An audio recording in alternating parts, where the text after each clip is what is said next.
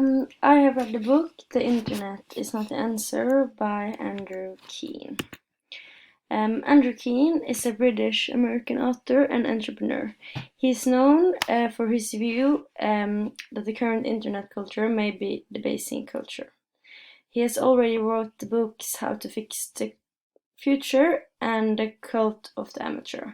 He is known for being critical in his books.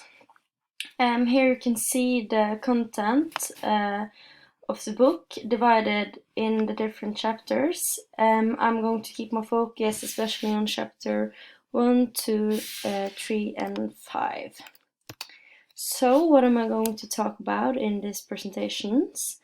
First, I'm going to see a little bit on how and why the internet was created. I'm going to see why Andrew Keen is criticizing the internet and how the internet is a top-down system. I'm also going to look at the big companies like Apple, Amazon, Google, Uber and Airbnb, and how these companies and the new technology is taking a lot of jobs in today's society. So first, the beginning, the digital revolution. The internet was actually created during the Cold War. It was switched on for users in January 1983, and for the 10 first years it was mostly used for academic research. In 1993, the web was invented, and 1 million of computer users came after. In 1995, the big companies like Amazon, Google and Yahoo was launched. And in 2004, social media and Facebook were launched. And already in 2018, it was 4 billion internet users around the world. So it went fast. So now I'm going to see on the 1% economy. Keen is saying that the internet is a top-down system that is concentrating wealth instead of spreading it. The big companies like Amazon and Google are now monopolizing big parts of our information economy. So a consequence of this is that the people on the top running the big companies is only getting richer, and people on the outside are losing their jobs to technology and the big companies. And the typical middle class jobs are slowly disappearing from our society. Google, for instance, collects and analyzes sensitive personal data every time you search for something, including your location, so they can advertise us more precisely. And Facebook, Twitter and other giants do the same. So when we are using the platforms, we help the companies getting better and smarter. So Keen is saying that every time we log on, we're working for the big companies. So these big companies accounts for large parts of the world economy. But what about employments? So here we have Google, Amazon, Uber, Airbnb and Instagram. And I'm going to take a closer look at these companies in the next slides. So Amazon is publishing books. They're taking profit for both the book they sell and also from the reader and writer. In America, they have 30% of all book sales. In the 90s, in the USA, there were 4,000 bookstores, but now there are only 2,000. So it says itself that there are a lot of employments that get lost when so many bookstores disappears. And in 2012, Keen is saying that Amazon actually destroyed 27,000 jobs in America instead of making new ones. And then we have Google. In 2014, Google had a market cap over $400 billion, and they only had 46,000 employees the same year. And if we see on an industrial giant like General Motors that has a market cap around $55 billion, they have over 200,000 employees in their factories. so they earn less money, but they have much more employees. And Google is actually 7 times larger than General Motors. So if you see it in that way, Google is not having a lot of employees at all, if you compare it to other companies. And then we have Uber and Airbnb. Uber was founded in 2009, and already by the summer of 2014 they were operating in 130 cities, employing around 1,000 people, and was valued about $18.2 billion. It gave Uber almost the same value as Avis and Hertz combined, that almost employ 60,000 people. Ride-sharing services like Uber threaten to wipe out traditional taxi cab companies. So many taxi cabs employees are losing their jobs to Uber. And Uber only have 1,000 people working for them. But then again, people can work for Uber if they have their own car.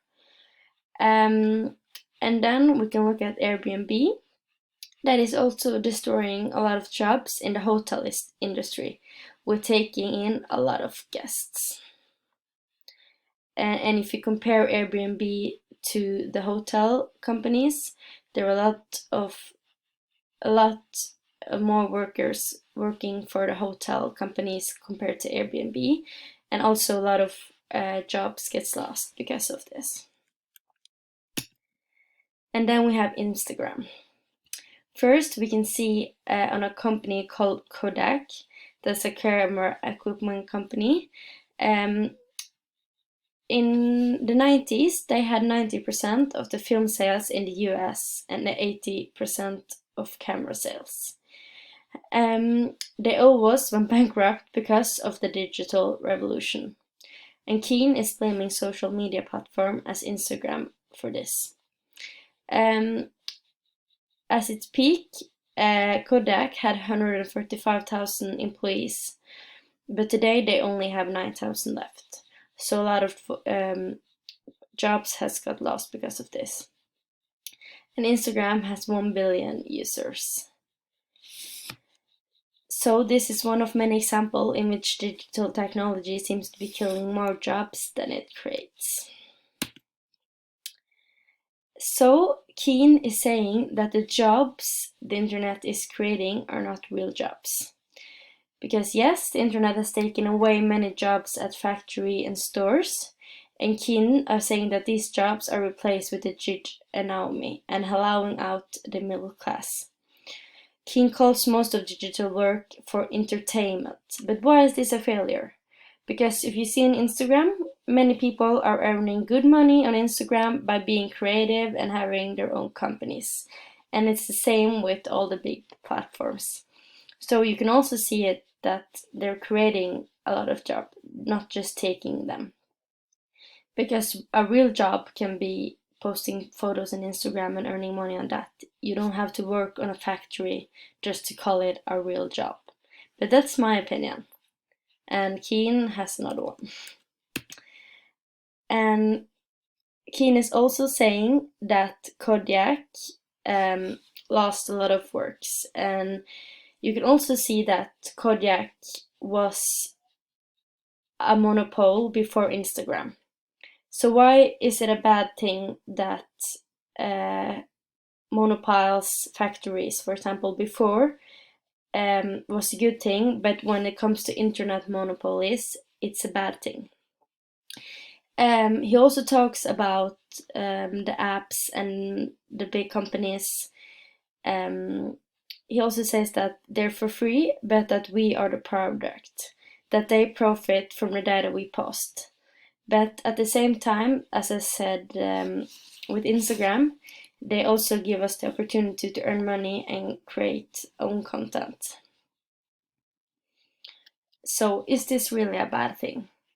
It's hard to answer. My opinion is no, it's not a bad thing. Or it can be, because of course many people are losing jobs, but also a lot of people are getting jobs and new types of jobs. And also,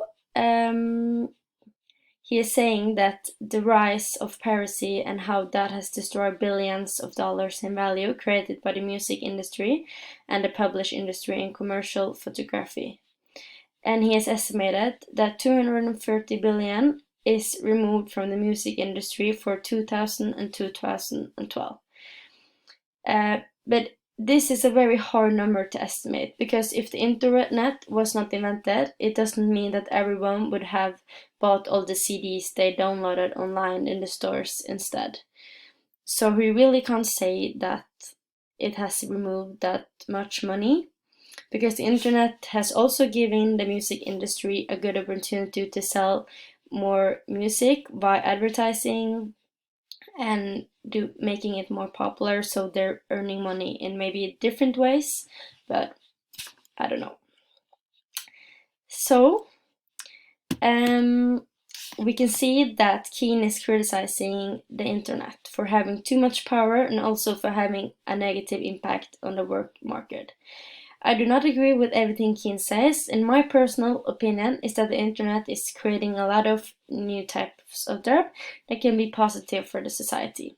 And yes, the big companies have a lot of power, but I can't see how they should regulate it. Keane, on the other hand, is saying that the government should regulate it, but could it work? I think that it will always be monopolies and companies having a lot of power, and it would be hard for the government to regulate it without it, yeah, because then the government would have all the power. So I don't know what's best. So that was my presentation.